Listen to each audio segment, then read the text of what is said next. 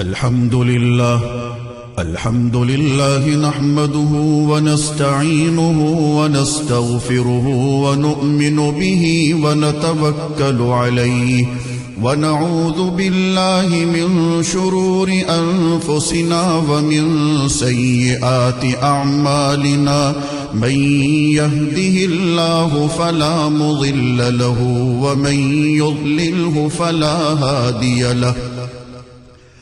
ونشهد أن لا إله إلا الله وحده لا شريك له ونشهد أن سيدنا وسندنا ونبينا ومولانا محمدا عبده ورسوله أرسله بالحق بشيرا ونذيرا وداعيا إلى الله بإذنه وسراجا منيرا وصلى الله تعالى على خير خلقه محمد وعلى آله وأصحابه وبارك وسلم تسليما كثيرا كثيرا.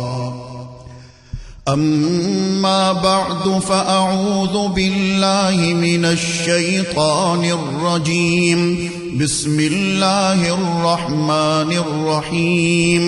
إن الله وملائكته يصلون على النبي يا أيها الذين آمنوا صلوا عليه وسلموا تسليما.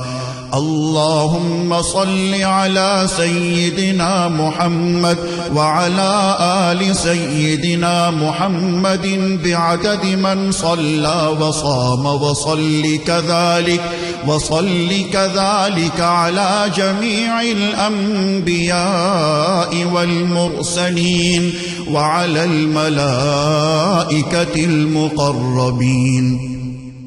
وعلى عباد الله الصالحين، خصوصا على سيد المتقين والأبرار صاحب النبي في الغار والمزار، أفضل الصحابة بالتحقيق، خليفة النبي بلا فصل،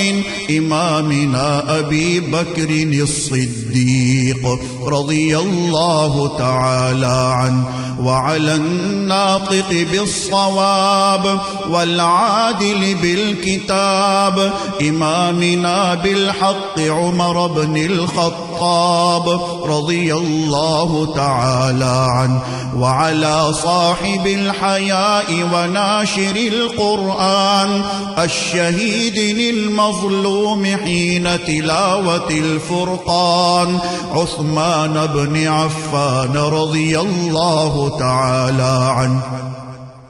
وعلى صاحب السيف والقضاء وناشر العلم والهدى أسد الله الغالب إمامنا علي بن أبي طالب رضي الله تعالى عنه، وعلى السيدين السندين السعيدين الشهيدين أبي محمد الحسن وأبي عبد الله الحسين رضي الله تعالى عنهما، وعلى سيدات الطاهرات بنات النبي المصطفى وأهل بيته المطهرة رضي الله تعالى عنهن،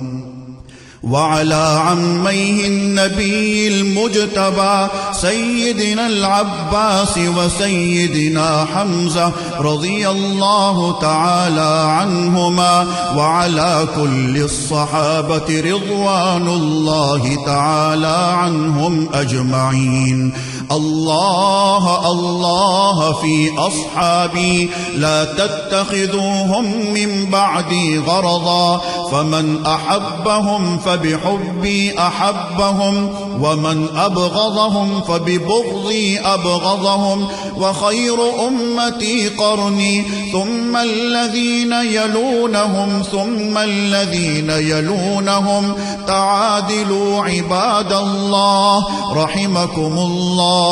إن إن الله يأمر بالعدل والإحسان وإيتاء ذي القربى وينهى عن الفحشاء والمنكر والبغي يعظكم لعلكم تذكرون اذكروا الله العلي العظيم الكريم يذكركم وادعوه يستجب لكم ولذكر الله تعالى أعلى وأولى وأعز وأجل وأتم وأهم وأعظم وأكبر والله يعلم ما تصنعون.